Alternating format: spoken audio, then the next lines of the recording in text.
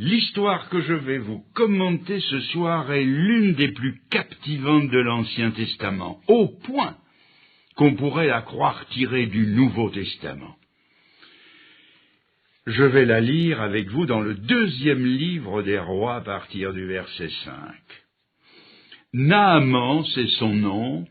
Naaman, chef de l'armée du roi de Syrie, jouissait de la faveur de son maître et d'une grande considération, car c'était par lui que l'Éternel avait délivré les Syriens. Mais cet homme fort et vaillant était lépreux. Or les Syriens étaient sortis par troupes, et ils avaient emmené captive une petite fille du pays d'Israël qui était au service de la femme de Naaman. Elle dit à sa maîtresse, « Oh, si mon Seigneur était auprès du prophète qui est à Samarie, le prophète le guérirait de sa lèpre. » Naaman alla dire à son maître, le roi donc, « La jeune fille du pays d'Israël a parlé de telle et de telle manière. » Et le roi de Syrie dit, « Va, rends-toi à Samarie, et j'enverrai une lettre au roi d'Israël. » Il partit, prenant avec lui 10 talents d'argent, 6000 cycles d'or, une immense fortune, et 10 vêtements de rechange. Il porta au roi d'Israël la lettre où il était dit, « Maintenant, quand cette lettre te sera parvenue, tu sauras que je t'envoie Naaman, mon serviteur, afin que tu le guérisses de sa lèpre. » Après avoir lu la lettre, le roi d'Israël déchira ses vêtements, et il dit, « Suis-je un Dieu pour faire mourir ou pour faire vivre, qu'il s'adresse à moi afin que je guérisse un homme de sa lèpre? Sachez donc et comprenez qu'il cherche une occasion de dispute avec moi. » Lorsqu'Élisée, homme de Dieu, apprit que le roi d'Israël avait déchiré ses vêtements, il envoya dire au roi, « Pourquoi as-tu déchiré tes vêtements? Laisse-le venir à moi, et il saura qu'il y a un prophète en Israël. » Naaman vint avec ses chevaux et son char, et il s'arrêta à la porte de la maison d'Élisée. Élisée lui fit dire par un messager, « Va, lave-toi 7 fois dans le Jourdain, ta chair redeviendra saine, et tu seras pur. » Naaman fut irrité, et il s'en alla en disant, « Je me disais, il sortira vers moi, il se présentera lui-même, il invoquera le nom de l'Éternel son Dieu, il agitera sa main sur la place et guérira le lépreux. Les fleuves de Damas, l'Abana et le Parpar ne valent-ils pas mieux que toutes les eaux d'Israël? Ne pourrais-je pas m'y laver et devenir pur? » Et il s'en retournait et partait avec fureur. Mais ses serviteurs s'approchèrent pour lui parler et lui dire, « Mon père, si le prophète t'eût demandé quelque chose de difficile, ne l'aurais-tu pas fait? Combien plus dois-tu faire ce qu'il t'a dit? Lave-toi et tu seras pur. » Il descendit alors et se plongea 7 fois dans le Jourdain, selon la parole de l'homme de Dieu, et sa chair redevint comme la chair d'un jeune enfant, et il fut pur. Naaman retourna vers l'homme de Dieu avec toute sa suite. Lorsqu'il fut arrivé, il se présenta devant lui et dit, « Voici, je reconnais qu'il n'y a point de Dieu sur la terre, si ce n'est en Israël. Et maintenant, accepte, je te prie, un présent de la part de ton serviteur. » Élisée répondit, « L'Éternel dont je suis le serviteur est vivant. Je n'accepterai pas. » Naaman le pressa d'accepter, mais il refusa. Alors Naaman dit, « Puisque tu refuses, permets que l'on donne de la terre à ton serviteur une charge de 2 mulets. » La capitale de la Syrie, Damas, vit un jour mémorable qui a été proclamé dans tout l'Empire, jour de congé et de relâche. Les armées victorieuses rentrent d'une bataille décisive qui a sauvé la nation du désastre. Les drapeaux, les étendards claquent dans le vent. Une foule énorme s'est rassemblée pour saluer les valeureux combattants. De toutes les poitrines fuse une clameur immense. À la tête de son armée, monté sur un coursier de parade, le général Naman recueille à lui tout seul une ovation formidable. Sa science militaire, son génie tactique, sa bravoure ont sauvé la nation du désastre. Il est superbe, drapé dans des vêtements qui trahissent sa qualité d'officier supérieur. Et dans la foule qui se presse au passage du cortège, il y a là des mendiants, des savetiers, des porteurs d'eau, des pauvres gens, qui le regardent passer avec dans les yeux une lueur d'envie, en se disant « Voilà un homme qui a réussi dans la vie. Ça, au moins, c'est vivre vraiment. » Si on le regarde de plus près, le général Naman, on lui trouve les traits tirés, la figure pâle et les yeux humides. Son triomphe lui tourne-t-il la tête à ce point? Il se penche sur l'encolure du cheval et, entre ses dents, on l'entend murmurer « Je voudrais n'être qu'un savetier, je voudrais n'être qu'un porteur d'eau, je voudrais n'être qu'un mendiant, alors au moins je vivrai vraiment. » Que se passe-t-il? Dans la vie du général, il y avait un drame inconnu de la foule. Il était acclamé comme un héros national, mais une maladie répugnante et mortelle s'attachait à sa personne.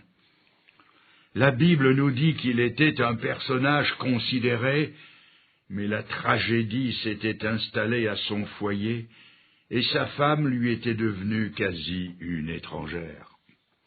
La Bible nous dit qu'il était vaillant, mais la vue de ses plaies de lèpre le faisait défaillir. La Bible nous le présente comme un libérateur, mais il était vécu par la maladie. Dans la vie de Naman, il y avait un petit mot de 4 lettres. Il était tout cela, mais lépreux. Et ce petit mot de 4 lettres, M-A-I-S, mais, se retrouve partout aujourd'hui. Prenez par exemple l'ONU, cette grande machine qu'un général de chez nous appelait un machin. Les hommes de bonne volonté y sont nombreux, mais les égoïsmes nationaux prévalent sur toutes les délibérations. Nos pays occidentaux se sont taillés la part du lion dans le concert des nations. Nous vivons dans les 10 pays les plus riches du monde, mais nous savons que l'intégrité nationale est au bord du tombeau. Nos universités nous donnent des hommes de loi comme nous n'en avons jamais eu, mais chacun sait que trop souvent, la justice se traite à coups de billets de banque et qu'il y a encore une justice de classe. Prenez cet homme qui a une fortune, il a de quoi vivre sans souci, il peut dormir sur ses 2 oreilles, mais son avarice l'empêche de jouir de sa fortune, l'inquiétude le gagne, il en fait des cauchemars et il en perd le sommeil. Partout il y a un M-A-I-S, mais. Le général était tout cela, fort, vaillant, mais il était lépreux. Dans la parole de Dieu, la lèpre n'est pas considérée comme un péché, mais elle est l'image d'une autre maladie qui s'appelle le péché. C'est à cause du péché que les fronts sereins se rembrunissent et que les amitiés se changent en discorde, l'amour en haine, la paix en guerre, la joie en larmes. Quand vous voyez un foyer brisé, une femme inconsidérément battue pour sa faiblesse, un mari odieusement trompé, des enfants qui croupissent dans la misère, la pratique de l'amour libre, le déferlement de la violence, le racisme, l'avortement, la pédophilie, la pornographie et j'en passe, partout et toujours, c'est le résultat du péché. Et quand la Bible parle du péché, Elle nous regarde tous dans le blanc des yeux et elle nous dit, il n'y a pas de juste, pas même un seul. Tous ont péché et sont privés de la gloire de Dieu. La Bible prend le langage du grand tragédien Molière. C'est à vous, s'il vous plaît, que ce discours s'adresse. Nous croyons volontiers que la prédication de l'Évangile s'adresse à celui qui est à côté de nous plutôt qu'à nous. Et je pense à cette dame qui, à la sortie d'une conférence sur le sujet qui nous occupe, a serré la main du prédicateur en disant « Monsieur, je vous remercie pour ce que vous avez dit ce soir. C'était tout à fait ce qu'il fallait pour ma belle-fille. » Quelques instants plus tard, la belle-fille est passée en serrant vivement la main du prédicateur et en disant « Merci, ma belle-mère a dû en prendre pour son grade ce soir. » En fait, chacune de ces deux femmes était passée à côté du message qui leur était destiné. Mais revenons à notre général Naaman. Un jour qu'il se regardait dans son miroir d'airain poli, il a découvert sur son corps une petite tache blanche qui n'était pas là la veille. La semaine suivante, elle était encore là, et la semaine d'après aussi, et elle résistait à tous les efforts pour la faire disparaître. Chaque fois qu'il se regardait dans son miroir, il voyait la tache blanche qui grandissait. Il est allé consulter les plus grands spécialistes et le verdict est tombé implacable. Il était lépreux. Et tous les jours, son miroir lui redisait qu'il était lépreux. Quelle a été, pensez-vous, la première réaction de Naaman?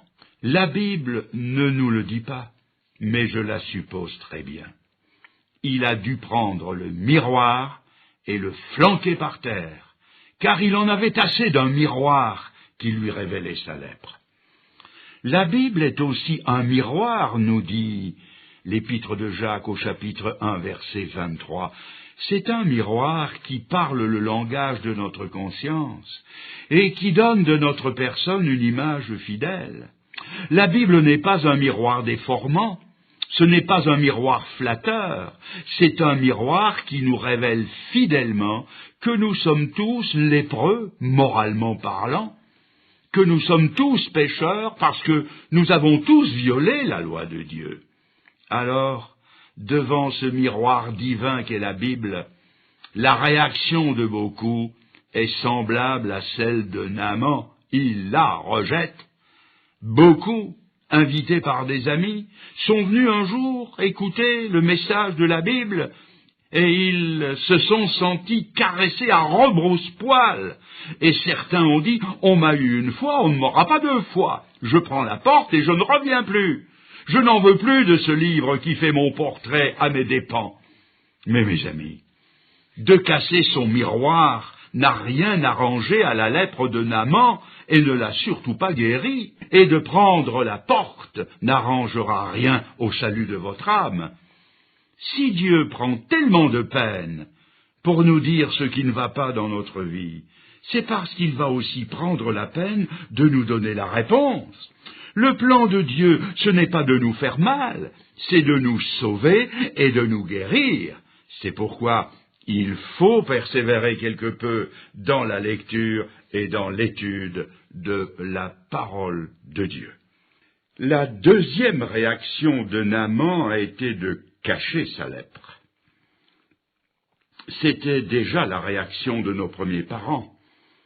Quand ils se sont découverts pécheurs, ils se sont cachés, ils se sont revêtus de feuilles de figuier, ils ont pris un masque, une attitude, une façade, et c'est bien la preuve que nous sommes les descendants de nos premiers parents.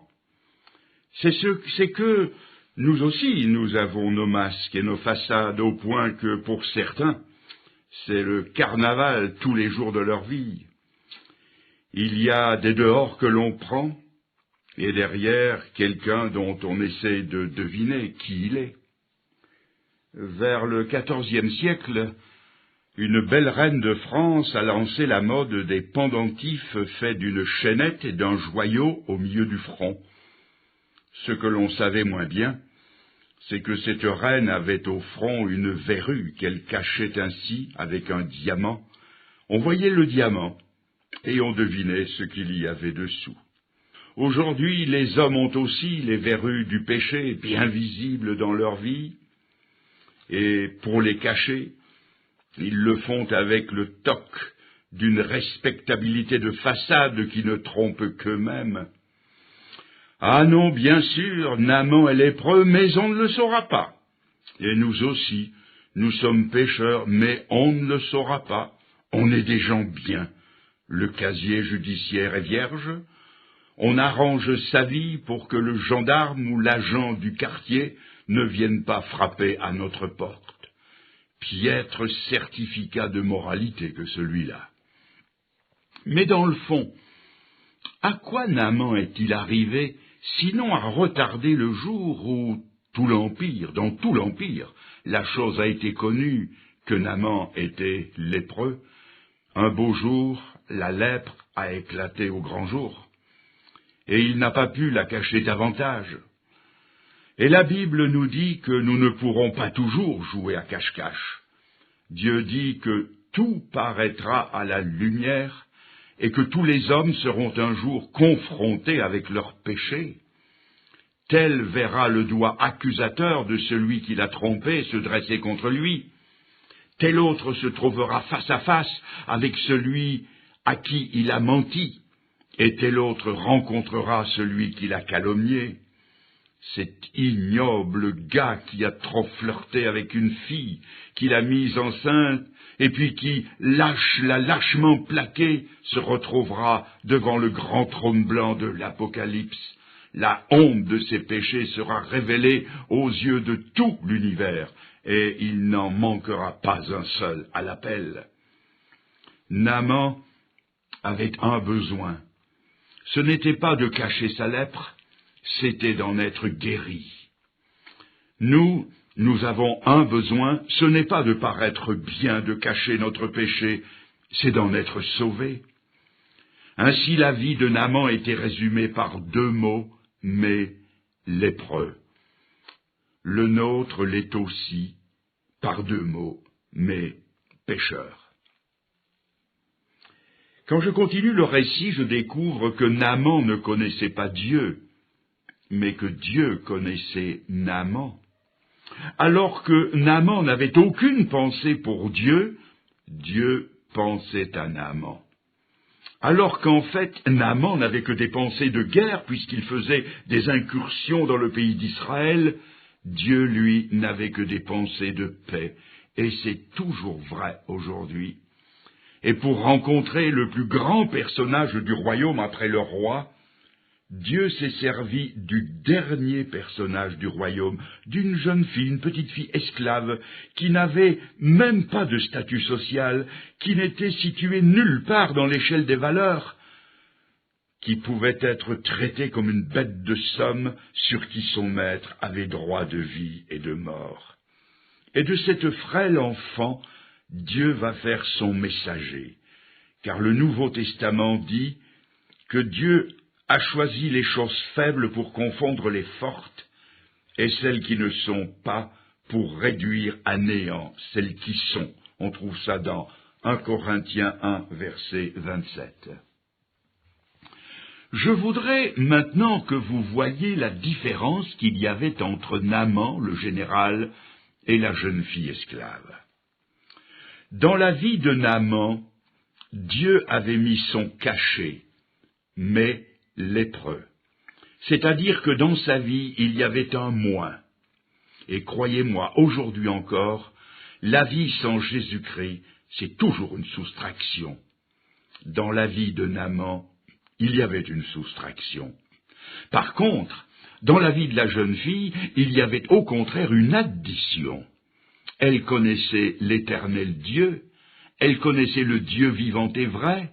Aujourd'hui encore, celui qui a Jésus-Christ a aussi un plus dans son cœur.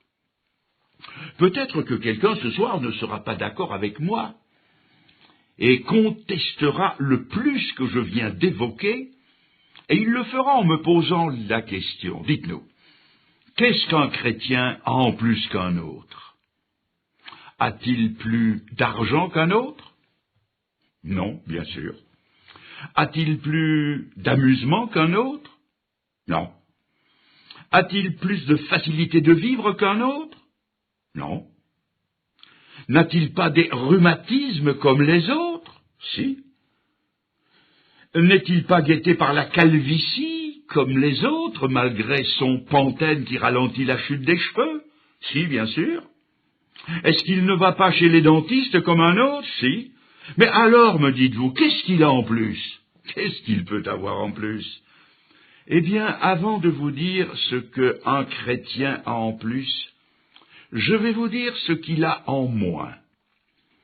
Il a ses péchés en moins. Et croyez-moi, avoir ses péchés en moins, c'est avoir tout en plus. Nous ne nous en rendons peut-être pas compte maintenant, mais quand le jour du jugement viendra, et que l'univers passera à la barre du jugement de Dieu, c'est là qu'on verra la différence entre ceux qui ont leurs péchés en moins et ceux qui vont se présenter avec le lourd poids de leurs péchés. Le bon Jean de La Fontaine avait saisi la gravité de la chose quand il a dit « En toute chose, il faut considérer la fin ». Maintenant que je vous ai dit ce qu'un enfant de Dieu, un chrétien, a en moins, laissez-moi quand même vous dire ce qu'il a en plus. Vous pouvez faire cette expérience pour vous-même vers le 30 ou 31 octobre de chaque année, alors que se prépare la fête de la Toussaint. Rendez-vous dans l'un de nos cimetières, mettez-vous dans une encoignure pour qu'on ne vous voie pas, et regardez les scènes qui vont s'y passer. Vous serez témoin de scènes de désespoir. Vous verrez peut-être ce qu'un jour j'ai vu de mes yeux vus, un général d'armée à la retraite, venir sur la tombe de celle qu'il avait aimée et qui s'en était allée avant lui.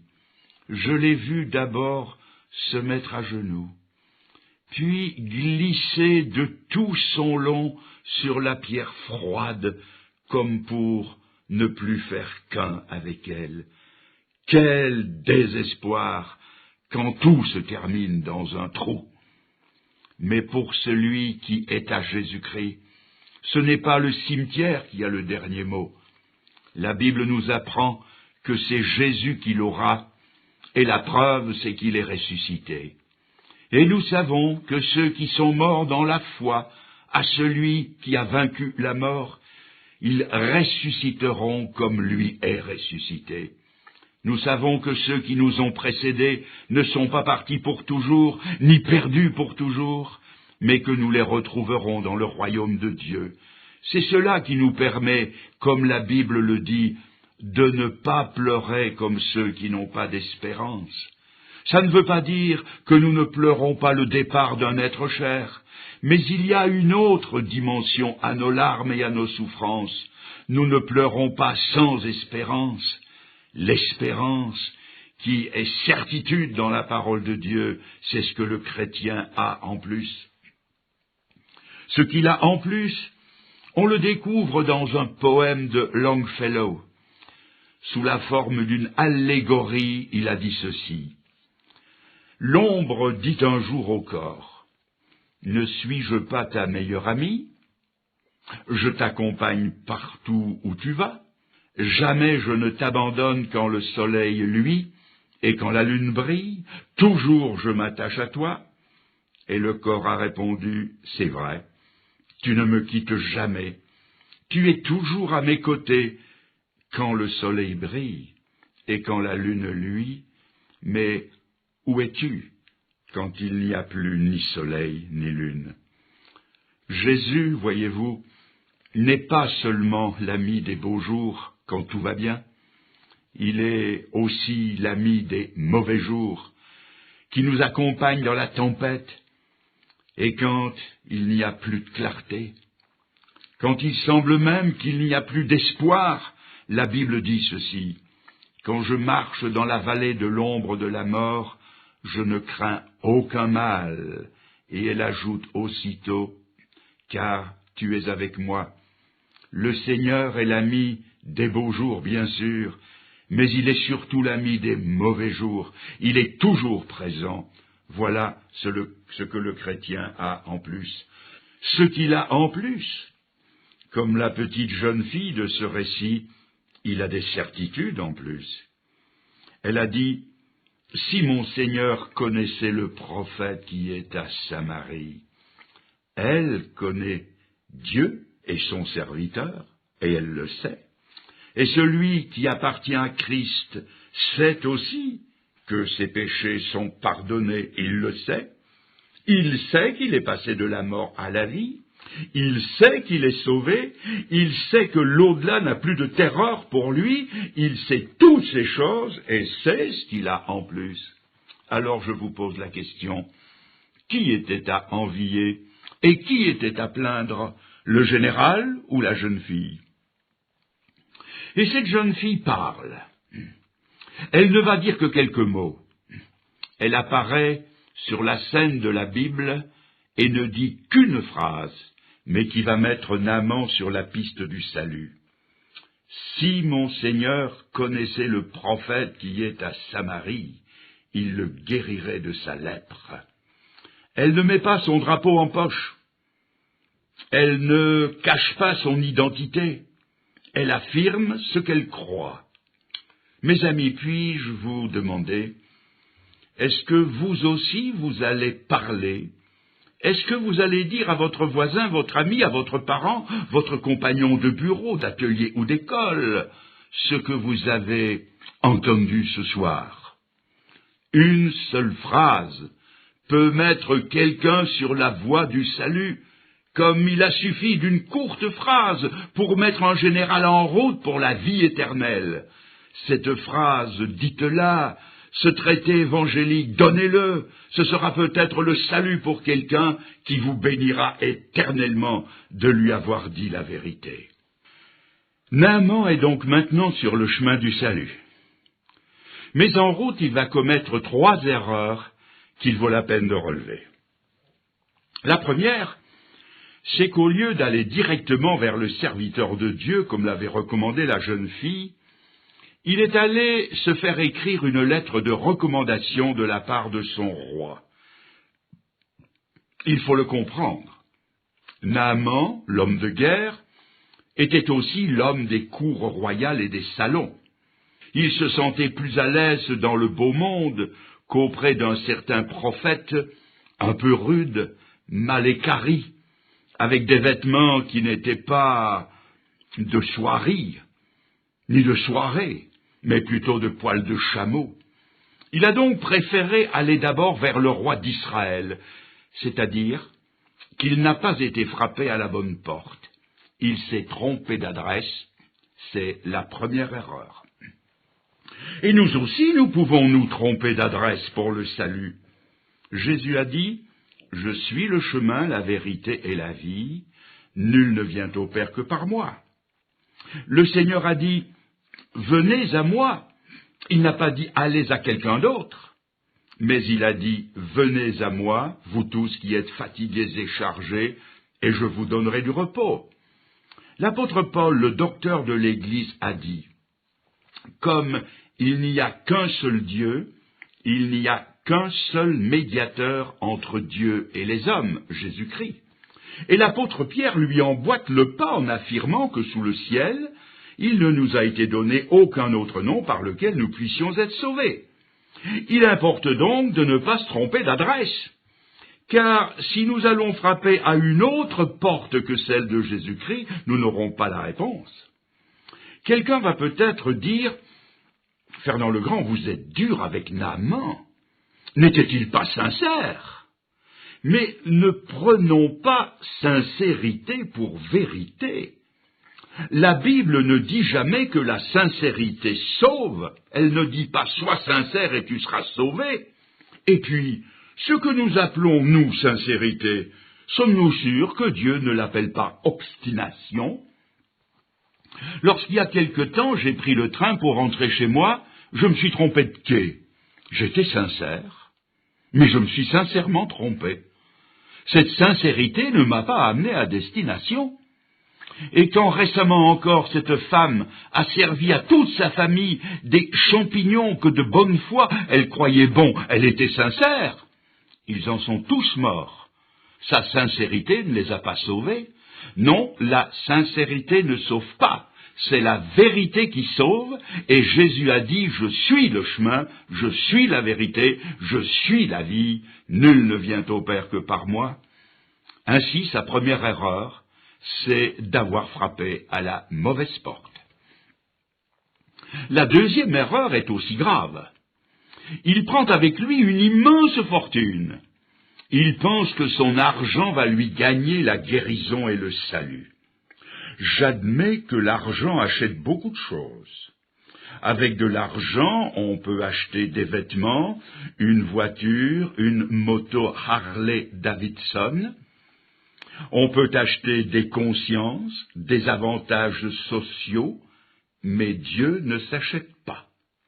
Un jour, l'apôtre Paul a dit à quelqu'un qui lui proposait de l'argent pour avoir les dons de Dieu, il lui a dit que ton argent périsse avec toi, si tu crois que les dons de Dieu s'acquièrent à prix d'argent.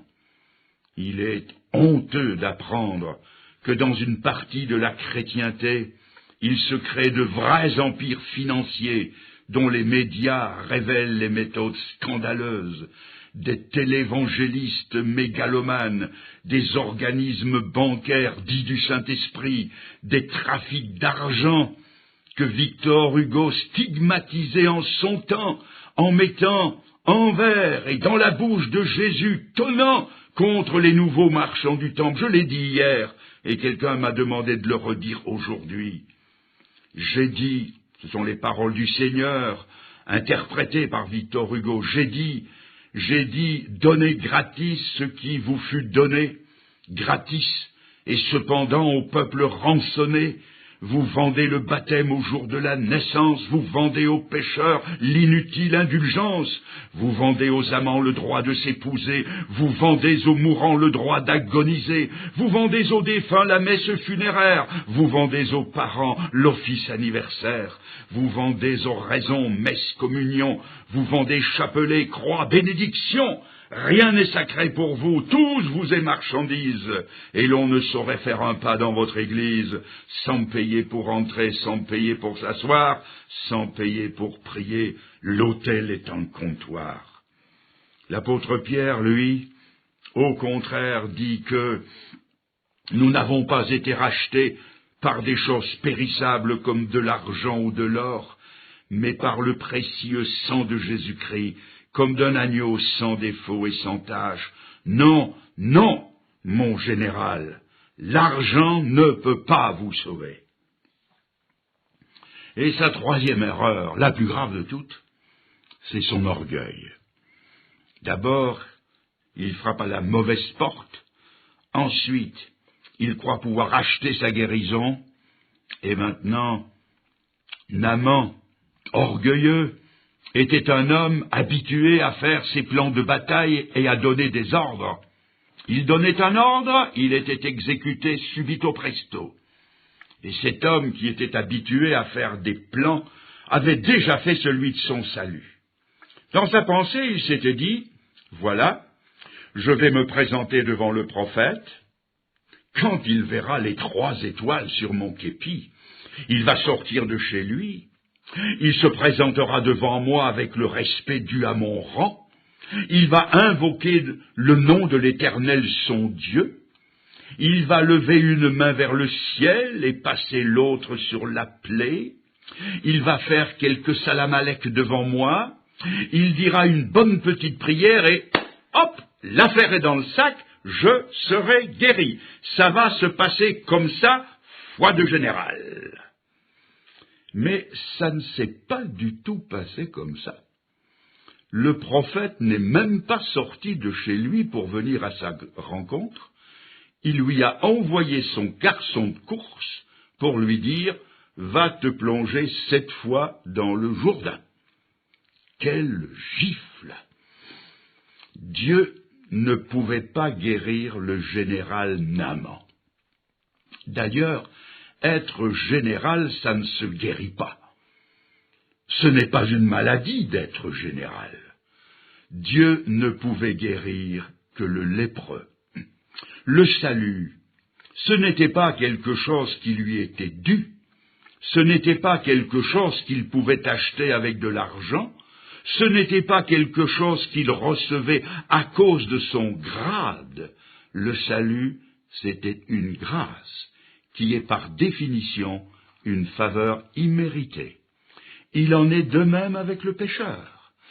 Si Dieu nous sauve, ce n'est pas à cause de nos diplômes universitaires, à cause de nos talents, à cause de nos mérites ou de quoi que ce soit que nous ayons fait de bien. Si Dieu nous sauve, c'est parce que nous sommes pécheurs et perdus. Il faut d'abord reconnaître que nous le sommes. L'orgueil de Naaman est fouetté à vif. Il est blessé, mais il n'est pas brisé. Et il devra être brisé, parce que la Bible dit dans l'épître de Jacques au chapitre 4, « Dieu résiste aux orgueilleux et il fait grâce aux humbles ». Nous allons voir maintenant, nous allons voir apparaître la tête hideuse du dragon. Quand il s'entend dire qu'il doit aller se plonger cette fois dans le Jourdain, ce fleuve d'Israël, il laisse sortir de ses lèvres cette phrase pleine de suffisance. Les fleuves de Damas, l'Abana et le Parpar ne valent-ils pas mieux que toutes les eaux d'Israël? Qu'est-ce que ça veut dire? Ça veut dire que l'antisémitisme, naturel à beaucoup d'hommes, était là, tapi dans son cœur. Et cet affreux serpent montre sa tête. Tout le mépris qu'il a pour Israël éclate au grand jour. Le Jourdain, ce fleuve d'Israël, cette vilaine rigole aux eaux troubles. Mais Naaman devra apprendre, et nous avec lui, ce que Jésus a dit, le salut vient des Juifs. Certains vont employer la dérision de Naaman et l'appliquer à Jésus-Christ. La croix de Jésus-Christ. N'y a-t-il pas des religions plus attirantes que celle de la croix du Christ? Et c'est vrai. Si vous cherchez bien, il y a des religions qui en appellent bien plus à la vue et au mysticisme que le christianisme biblique. Le christianisme est basé sur un homme qui meurt sur 2 poutres mises en croix, au banc de la société, c'est tout.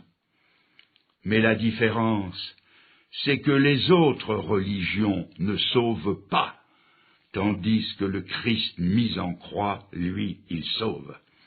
La parole de Dieu dit que l'Évangile, c'est la puissance de Dieu en salut à celui qui croit. Que faut-il faire pour être sauvé?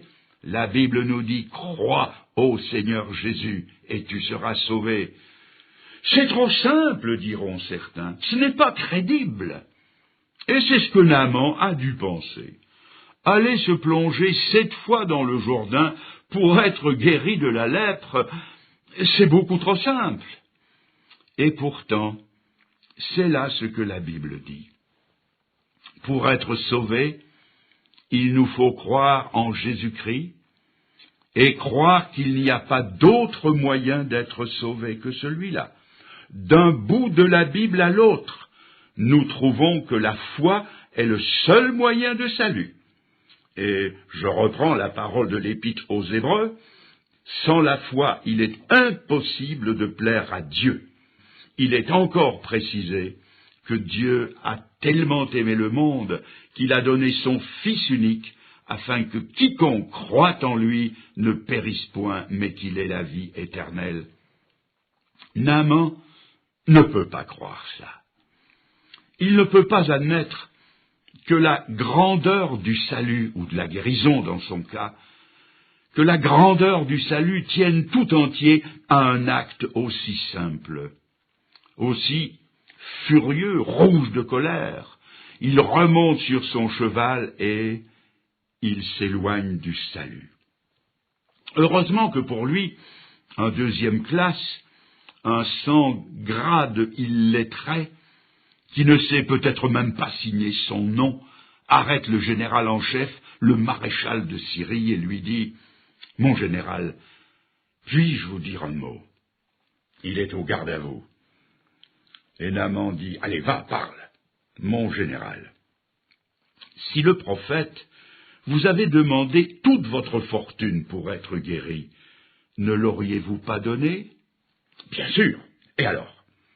Mon général, si le prophète vous eût demandé vos 3 étoiles, vous ne les auriez pas données pour être guéri? Bien sûr. Mon général, si le prophète vous eût demandé de paraître ridicule devant tout le monde pour être sauvé, vous ne l'auriez pas fait? Mais bien sûr. Mon général, si le prophète vous avait demandé de faire 10 kilomètres à pied avec des pois chiches dans vos souliers, ne l'auriez-vous pas fait? Mais bien sûr. Mon général, excusez-moi, mais si le prophète vous avait demandé de faire le tour du lac de Tibériade sur un petit vélo d'enfant à 3 roues, vous ne l'auriez pas fait? Mais bien sûr que je l'aurais fait. Et alors? Alors, mon général, alors je ne comprends plus. Si le prophète vous avait demandé quelque chose de difficile, vous l'auriez fait. Il vous demande quelque chose de facile et vous ne le faites pas. Lui, le tacticien de génie, le maître en logistique, vient de recevoir une magistrale leçon de logique d'un simple homme de troupe. Quelle paire de gifles il vient de recevoir! Il en avait bien besoin, car c'est vraiment une tête à claque que ce Naaman. Alors il a compris son erreur. Oui, c'est vrai que si Dieu lui avait demandé quelque chose de difficile, il l'aurait fait. Mais Dieu lui demande quelque chose de simple, comme le Seigneur vous demande quelque chose de simple. Crois au Seigneur Jésus et tu seras sauvé. Et vous ne le faites pas. Il a alors cédé et il s'est avancé vers la berge du Jourdain. Mais je suis convaincu que la suite, même si elle ne nous est pas rapportée, n'a pas été sans résistance. Je connais le cœur des hommes parce que je connais le mien. À sa place, moi j'aurais dit, pourquoi cette fois? Pourquoi cette? Allez, 3 fois, je veux bien. Mais pourquoi se plonger cette fois? 3 fois. Allez, 4. Bon, va pour 5. D'accord pour 6, mais pourquoi 7? Je vous le demande. Pourquoi 7? Pourquoi devait-il se plonger 7 fois dans le Jourdain? Eh bien, tout simplement parce que Dieu avait dit 7. C'est pas plus compliqué que ça. Et 7, ce n'est pas 6, et ce n'est pas 8 non plus. Ce n'est pas plus compliqué que ça. Dieu dit, Dieu parle. Et la foi, c'est de croire la parole de Dieu qui avait dit 7. Mais il y avait des raisons plus profondes à cela. Si le prophète lui a demandé de se plonger 7 fois dans le Jourdain, c'était, ne souriez pas, c'était pour qu'il se mouille. Vous allez me dire, Fernand le Grand, vous n'êtes pas sérieux, je suppose. Mais je suis très sérieux, au contraire. Je prétends que c'était pour qu'il se mouille. Mon père m'a raconté qu'il avait vu un homme qui pêchait au bord d'un étang.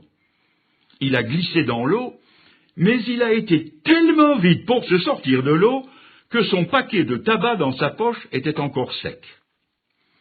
Et si Naaman a dû se plonger 7 fois dans le Jourdain, c'est pour qu'il se mouille complètement. C'est là une image de ce que doit être notre foi en Jésus-Christ. La foi qui sauve, ce n'est pas d'aller tremper le bout du gros orteil dans l'eau, non, c'est s'y plonger tout entier, à l'image de ce général qui descend dans l'eau de la rivière. Le baptême biblique, ce n'est pas une mini-aspersion, mais un maxi-plongeon, d'après le sens étymologique du mot. Baptiser veut dire plonger, immerger. Il y a une expression contemporaine que j'aime beaucoup. De quelqu'un qui s'engage et qui prend des risques pour quelque chose, on dit de lui qu'il se mouille.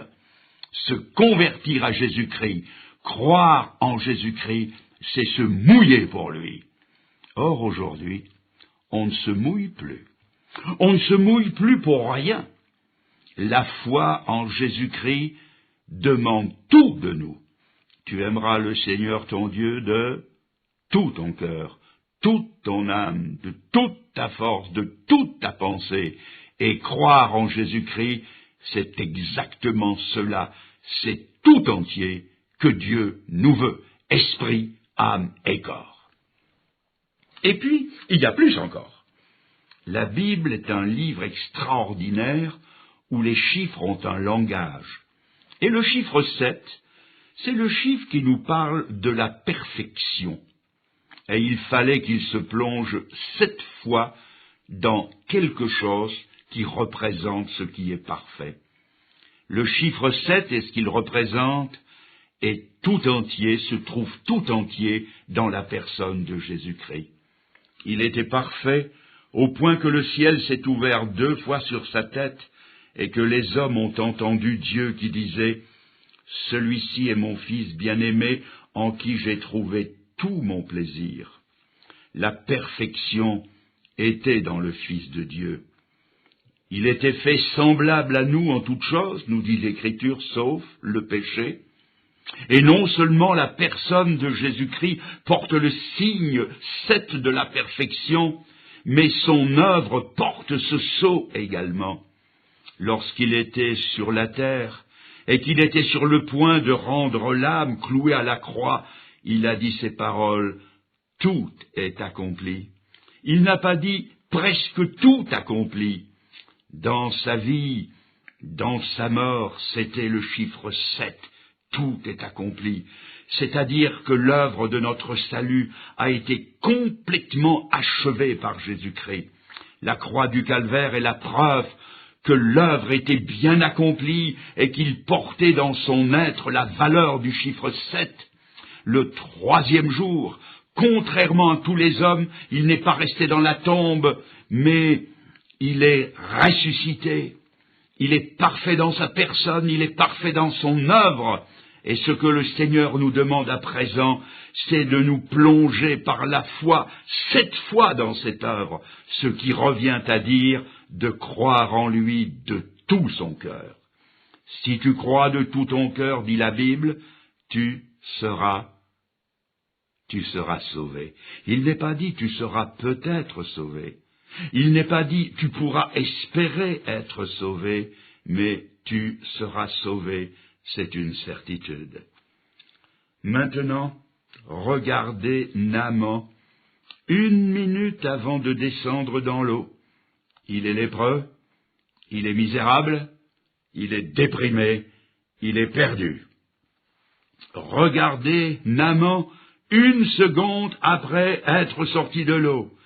Ah, mes amis, je crois qu'il a poussé un rugissement de plaisir.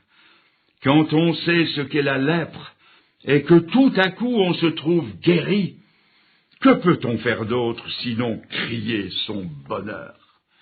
Quand on sait le sort affreux des perdus, quand on sait ce qu'est l'enfer, et que tout à coup on se découvre sauvé pour le ciel, il est impossible de se contenir. Pendant quelques heures, Naaman n'a plus touché terre. Je crois qu'il a inventé le coussin d'air, l'Hovercraft avant les Anglais. Il devait se sentir si léger, si heureux. Il était sauvé. Il a regardé sa peau, et là où il y avait la lèpre, la Bible dit simplement ceci, que sa peau était comme celle d'un petit enfant. Pourquoi? Parce qu'il avait cru Dieu comme un petit enfant. Dieu avait dit 7, et comme un gosse, il a dit 7. Seigneur, j'y crois. Certains vont peut-être me dire, ce récit, très attachant bien sûr, est celui d'une guérison divine, certes, mais sans plus. Y a-t-il eu dans la vie de Naaman une véritable conversion morale? Je crois qu'il y a eu cette conversion morale, une volte-face extraordinaire, et en voici la preuve. Souvenez-vous de ce qu'il pensait du Jourdain et d'Israël. Il n'en pensait rien de bon. Il a craché avec mépris dans le Jourdain, mais tout de suite après, il a demandé qu'on lui donne de la terre d'Israël la charge de 2 mulets. L'homme qui haïssait Israël, l'antisémite maintenant, aime Israël. Conversion morale et doctrinale. Jérusalem, dira le psalmiste, si je t'oublie. Vous ne pouvez rien faire pour vous sauver, ni votre argent, ni votre sincérité, ni votre vie, ni votre temps, ni vos facultés, ni votre maison, ni votre jeunesse, rien ne peut vous sauver. Mais Dieu peut vous sauver simplement par la foi en Jésus-Christ. Mais après, et je souligne après que Dieu vous aura sauvé, alors votre vie, votre temps, votre argent, votre jeunesse, votre maison, vos facultés, après vous pourrez tout mettre au service de Dieu. Alors, et alors seulement Dieu les acceptera. Acceptez d'abord que Dieu fasse quelque chose pour vous ce soir, qu'il vous sauve, et puis après, vous lui direz, « Seigneur, tout ce que j'ai, je te le donne. Je m'offre moi-même à toi, je me donne tout entier. » Voulez-vous ainsi d'abord accepter le salut de Dieu? Voulez-vous, comme Naaman, simplement venir et croire, mais croire de tout votre cœur, dans la perspective de ce chiffre 7 avec ce qu'il représente, et vous y plonger par la foi? Cet engagement pour le salut, vous pouvez le prendre maintenant, à l'issue de cette rencontre. Là où vous êtes, recueillez-vous un instant et dites une prière dans votre cœur, celle peut-être que je vais exprimer lentement, pour que vous puissiez bien l'écouter, peut-être même la redire à Dieu. Dites-lui, Seigneur, ce soir, je reconnais ma lèpre morale, j'ai péché contre toi. Dites-lui encore, Seigneur, comme ce général, je me suis maintes fois égaré dans mes pensées, et je te demande pardon. Je crois que tu as donné ton Fils à la croix pour me sauver, et je crois en lui. Dites-lui encore, Seigneur, je me plonge dans ses promesses de pardon, et je reçois de lui la vie éternelle. Je reçois de lui la vie éternelle. Merci, Seigneur. Amen.